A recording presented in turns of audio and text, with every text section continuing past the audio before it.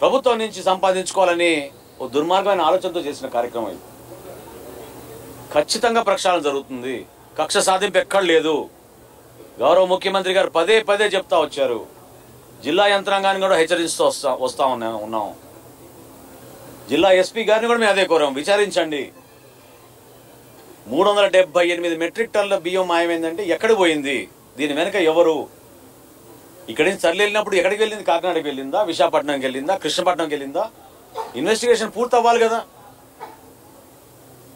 వీళ్ళే హడావుడి చేసుకుని వీళ్ళే డీడీలు కట్టేసి తప్పు మేమేం చేసామని వీళ్ళు సొంతంగా నిర్ధారించుకుంటే దాంతో సరిపోదు. నేను తెనాలిలో ప్రెస్ కాన్ఫరెన్స్ పెట్టినప్పుడు కూడా చాలా క్లియర్గా చెప్పాను, ఇన్వెస్టిగేషన్ పూర్తి అవ్వలేదు. వాళ్ళు తొందరపడేదో లెక్క నిర్ధారణకు వచ్చారని అనుకుంటున్నారు. నిన్న నిర్ధారించారు 378 మెట్రిక్ టన్నుల బియ్యం అక్కడి నుంచి మాయమైంది.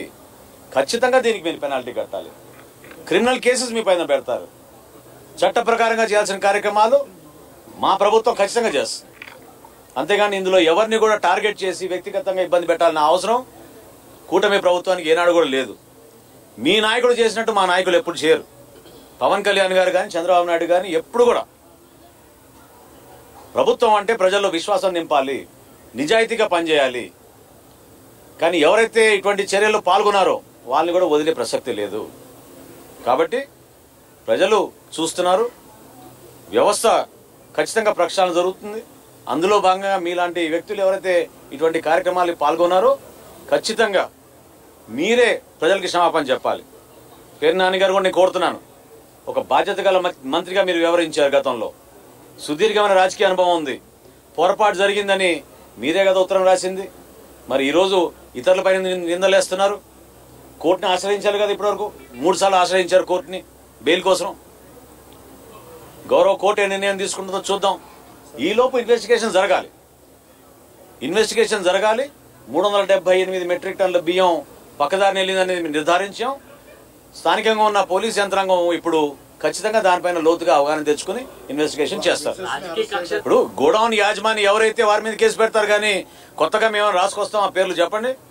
ఎందుకు పెట్టారు మీ భార్య పేరు మీరు? అసలు గోడౌన్కి మీరు ఆలోచించుకోవాలి. అది ప్రజా జీవితంలో ఉన్నారు, ఒక బాధ్యత గల పదవిలో ఉన్నారు. మీరు ఎందుకు అట్లా చేశారు? దాన్ని మీరు ప్రశ్నించుకోవాలి. ప్రభుత్వాన్ని కాదు ఈరోజు ప్రశ్నించేది. ఎవరిపై? ఆ యాజమాన్యం పైన కేసు పెడతాం.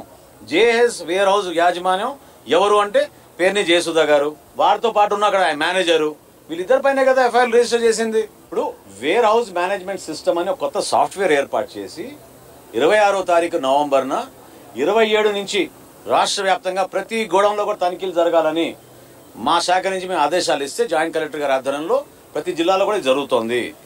తూర్పుగోదావరి జిల్లాలో కూడా మీరు చూశారు 2-3 చోట్ల జరిగిన విషయాలు. నంద్యాలలో చూశారు. అనేక ప్రాంతాల్లో మాకు మొత్తం వివరాలు తెప్పించుకున్న తర్వాత తప్పకుండా ఈ వివరాలన్నీ కూడా మీ దృష్టికి తీసుకొస్తాం.